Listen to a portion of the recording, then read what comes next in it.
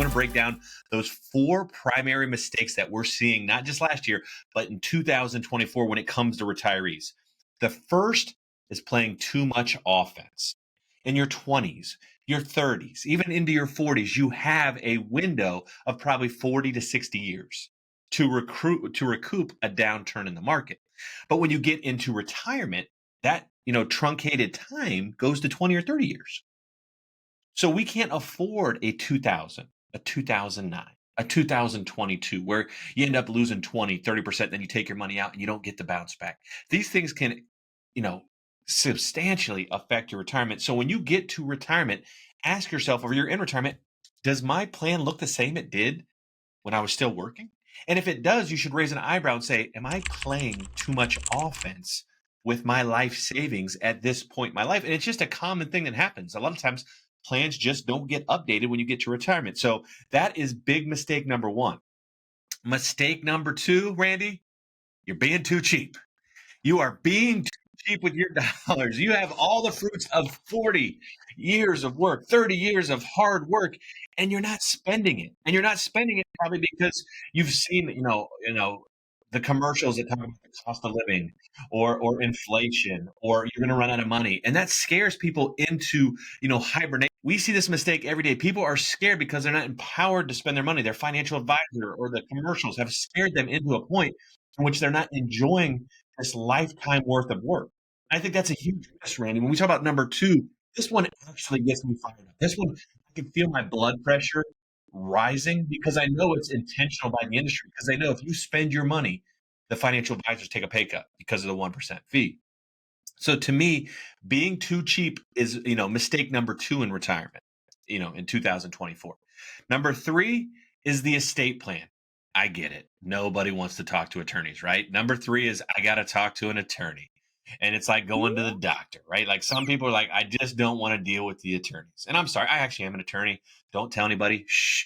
I try not to practice, anymore, but I was trained. I obviously own an estate planning law firm. So I understand the importance. And the 2 things when it comes that get missed in this number 3 mistake is people don't have a plan for their legacy, i.e., where does your money go and how?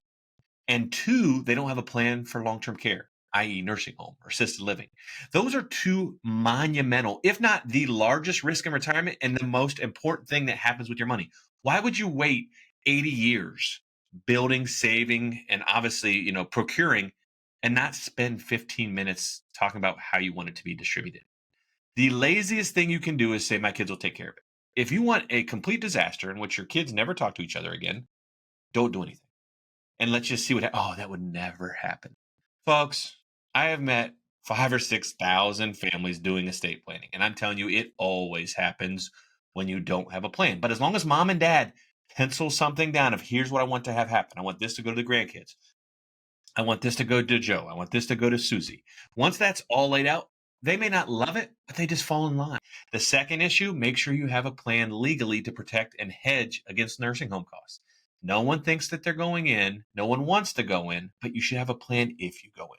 You don't plan for your house to burn down, but you still have homeowners insurance. You should treat nursing home expenses the exact same way. So make sure you have a plan. Number 3 is a big one, is make sure that you have an estate plan in 2024 for retirees. And the 4th one, obviously the 4th retirement, mistake that happens in 2024 is that, people are still dealing with actively managed assets in retirement. I'm going to explain what that means in English. When you have an actively managed mutual fund, that means there's someone in some, skyscraper in Wall Street picking stocks, and you pay a percentage for that, obviously privilege. A lot of times American funds is very, obviously Edward Jones sells a ton of American funds. And there's a human being deciding what stocks are going to outperform other stocks to hopefully beat the stock market. What's been documented very well in the last 20 years is that net fees, after they take their big 1% fee or whatever it is, they end up not outperforming the indexes.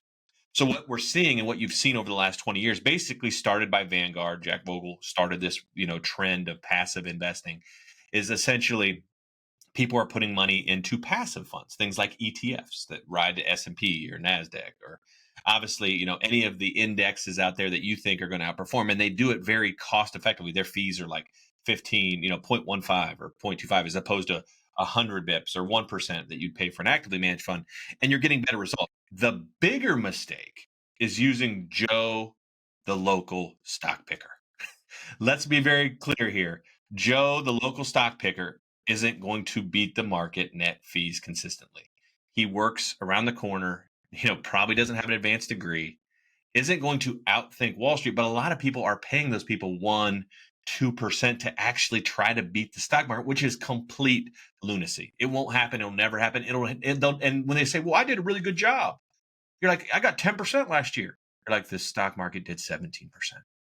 Oh, so you did 7%, almost 50% worse than if you just put your money in the ETF and forgot about it. So make sure, this is tactical mistake number 4. Don't overvalue stock picking.